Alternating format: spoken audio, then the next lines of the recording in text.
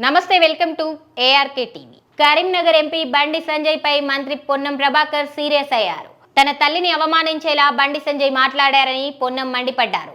రాజకీయాలతో తన తల్లికి ఏం సంబంధం ఉందని, ఆమెను ఇందులోకి లాగుతున్నారని పొన్నం ప్రశ్నించారు. ఈ మేరకు ఆయన ఓ వీడియోను సందేశాన్ని విడుదల చేశారు. బండి ఒళ్ళు దగ్గర పెట్టుకొని మాట్లాడాలని, ఆయన నాలుకకు దురదెక్కువైందని విమర్శించారు. కాంగ్రెస్ ని విమర్శిస్తే తాట తీస్తానని వార్నింగ్ ఇచ్చారు. ఎంపీగా తెలంగాణ హుస్నాబాద్ కు పొన్నం ప్రభాకర్ ఏం చేయలేదని, ఒకవేళ ఏం చేశావని ప్రశ్నిస్తే ఆయన తల్లి ఆత్మక్షోభిస్తుందని బండి చేసిన వ్యాఖ్యలు దుమారం రేపుతున్నాయి.